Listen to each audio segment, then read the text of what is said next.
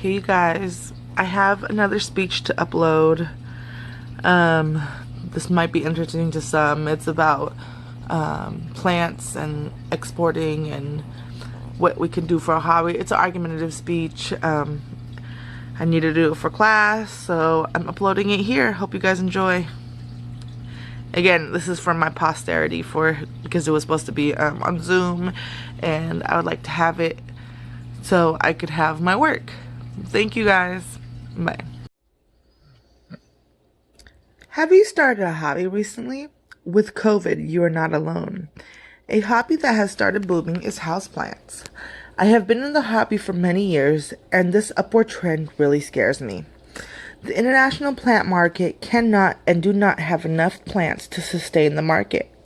People are harvesting the popular plants straight from the wild.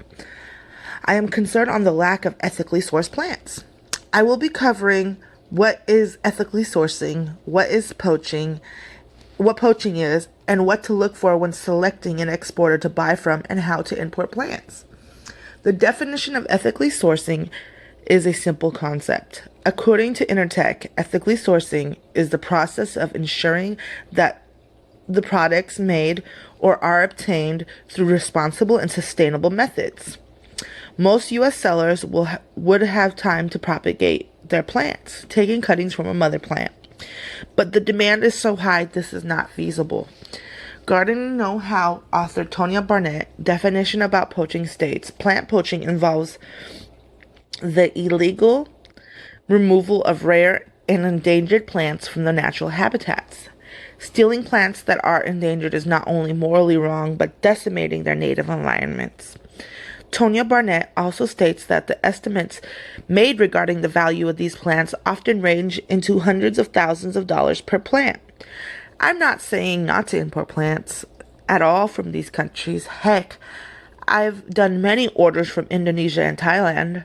But when buying from other countries, it is important to ask questions about the certifications that the exporter has received from their government.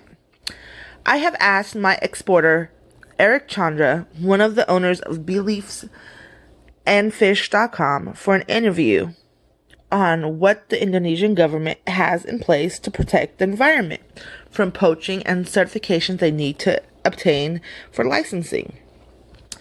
Eric states there are several steps that must be passed, all surveyed by the Indonesian Ministry of Agriculture. This helps prevent the shipment of undocumented and mislabeled plants. He also states that the Ministry of Agriculture provides updated information about export crops, up to what plants that are not allowed to be exported.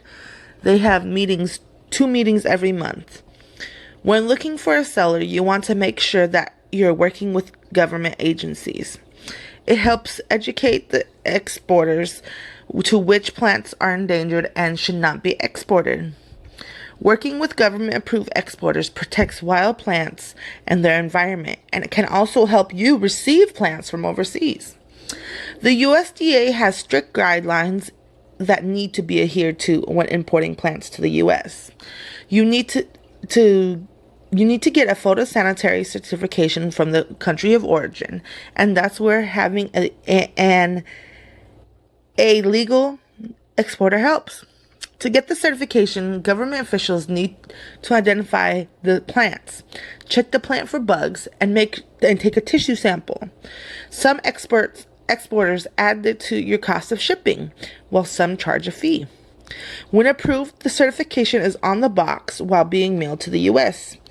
When they land in the U.S., those official government papers are examined by customs officers. Sometimes the USDA will open and inspect plants and check if they're the same as listed as on the document. I have covered the definition and the importance of ethically sourcing plants for import, why one needs to work with an exporter, and the importing process. Without intervention, protection, and education, the houseplant hobby will cause unspeakable damages. Thank you for listening. This is for my Cons 2 class. I need to do a speech, and I want to keep this for posterity so I can have it for files. So thank you for listening.